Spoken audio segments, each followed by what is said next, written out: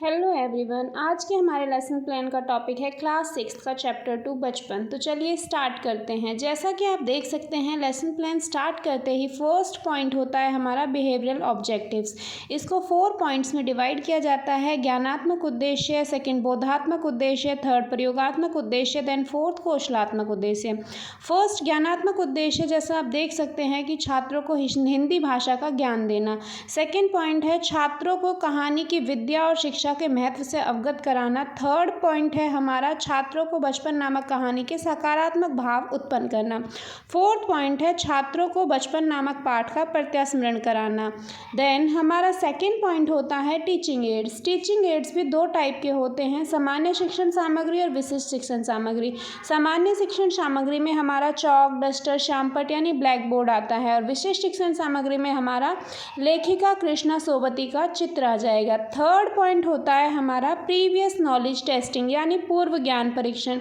यहाँ पे हम छात्र के पिछले ज्ञान को नए ज्ञान से जोड़ने की कोशिश करते हैं। यहाँ हम कुछ प्रश्न पूछते हैं तथा छात्र उसका उत्तर देते हैं। जैसे कि आप देख सकते हैं यहाँ प्रीवियस नॉलेज टेस्टिंग में 3 कॉलम्स बनाए हैं। फर्स्ट होता है सीरियल नंबर, सेकेंड होता है प्यूपिल टीचर एक्टिविटी एंड थर्ड होता है स्टूडेंट एक्टिविटी। यहाँ पे पहला प्रश्न पूछा गया है, आप किस देश में रहते हैं? छात्र उत्तर देते हैं भारत।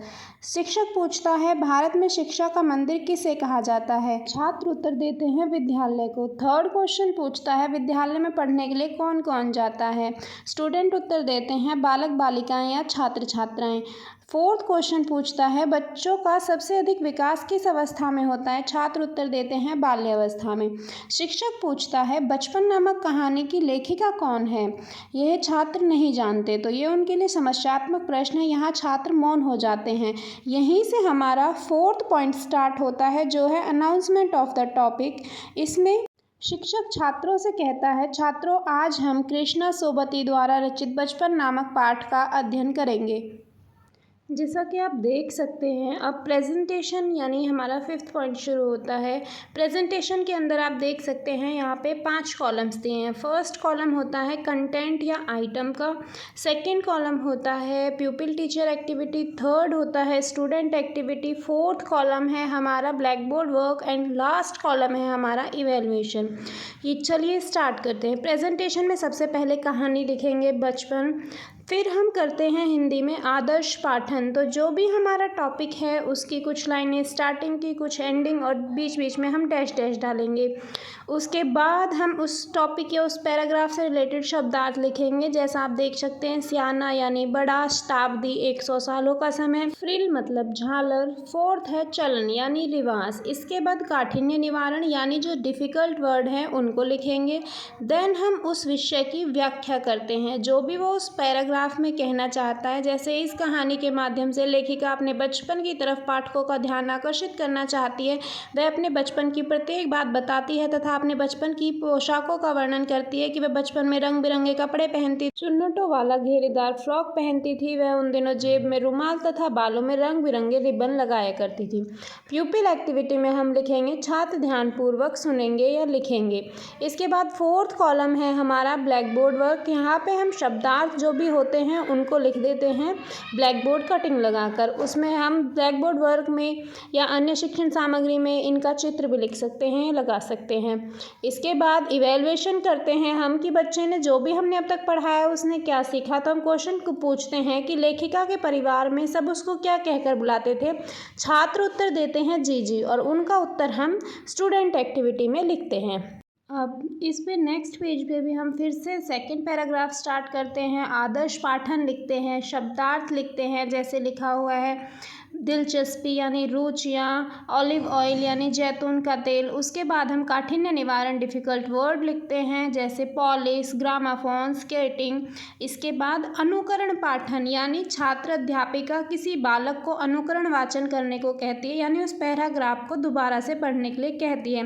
व्याख्या में फिर लेखिका बताती है कि उनको अपने मोज़े खुद धोने पड़ते थे। वह इतवार को खुद अपने मोज़े धोती थी, जूते पॉलिश करती थी। उन्हें शनिवार को ऑलिव ऑयल या कैस्टर ऑयल पीना पड़ता था। वह अपने बचपन से वर्तमान बचपन की तुलना करते हुए कहती है कि पहले घरों में ग्रामाफोन होते थे, अब टेलीविज़न और रेडियो नहीं होते थे। वह कचौड़ी समोसे पेटीज़ में बदल गए हैं, कोक की जगह लेमनेड एवं विमेटो मिलती थी। नेक्स्ट कॉलम में प्यूपिल एक्टिविटीज़ में फिर लिखेंगे छात्र ध्यानपूर्वक सुन रहे हैं। ब्लैक बोर्ड वर्क में हम फिर से ब्लैक बोर्ड पेस्ट करेंगे और डिफ़िकल्ट वर्ड्स लिख देंगे। इवैल्यूएशन के कॉलम में हम लिखते हैं कन्फेक्शनरी काउंटर पर क्या मिलता है। इसमें छात्र उत्तर देंगे तरह तरह की पेस्ट्री और चॉकलेट मिलते हैं। इसके बाद हमारा नेक्स्ट पेज स्टार्ट होता है। फिर हम आदर्श पाठन करते हैं, जैसे हम पैराग्राफ लिखते हैं, उसके बाद हम शब्दार्थ लिखते हैं, जैसे रौनक यानी सुंदरता, ऐनक यानी चश्मा, सहजता, आसानी से। उसके बाद हम काठिन्य निवारण यानी डिफ़िकल्ट वर्ड्स लिखते हैं। फिर अनुकरण पाठन होता है, यानी छात्र अध्यापिका दोबारा से बच्चों से उस पैराग्राफ को पढ़ने के लिए कहती है। फिर व्याख्या में लेखिका बताती है कि बचपन में वह केवल एक बार सप्ताह में चॉकलेट खरीदने की छूट थी। बचपन में अनारदाने का चूर्ण तथा चने जोर गरम खूब मज़े से खाती है। वह अपने बचपन की चश्मे की कहानी बताती है। वह बताती है कि चश्मे लगाने पर उसके चचेरे भाई उसे छेड़ते थे। लेखिका बताती है कि वह सर पर टोपी लगाना पसंद करती है। वह कई रंगों की टोपियां जमा करके रखती है। प्यूपिल एक्टिविटी में हम लिखेंगे छात्र ध्यानपूर्वक लिखेंगे या छात्र ध्यानपूर्वक पढ़ेंगे। उसके बाद ब्लैक बोर्ड वर्क में हम ब्लैक बोर्ड चिपकाएंगे तथा कठिन शब्द उस पर लिखते हैं। इवैल्यूएशन में हम क्वेश्चन पूछते हैं कि ऐनक से छुटकारा पाने के लिए डॉक्टर ने क्या सलाह दी। तो स्टूडेंट एक्टिविटी में लिखेंगे कि दूध पीने की सलाह दी। उसके बाद हम नेक्स्ट पेज पे रिकैप्चुलेशन यानी पुनरावृत्ति करते हैं। यहाँ पे जो भी अब तक पढ़ाया है उसमें से प्रश्न पूछे जाते हैं। 3 कॉलम्स दिए जाते हैं, serial number, teacher activity and student activity. यहाँ पे फर्स्ट क्वेश्चन पूछते हैं लेखिका को परिवार में सब क्या कहकर बुलाते हैं।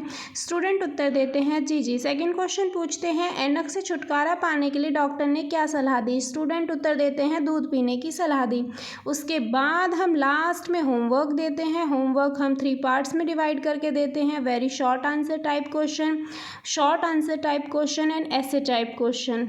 और लास्ट में टीचर स्टूडेंट को कोई एक एक्टिविटी या क्रियात्मक वर्क देते हैं, जैसे कि आप लेखिका की पिक्चर बनाओ या अपने बचपन की कोई मनमोहक घटना याद करके विस्तार से लिखो। इसके बाद टीचर्स रिमार्क देते हैं और इसी के साथ हमारा आज का लेसन प्लान ख़त्म होता है। अगर आपको वीडियो अच्छी लगी हो तो लाइक करें, चैनल को सब्सक्राइब करें। Thank you for watching.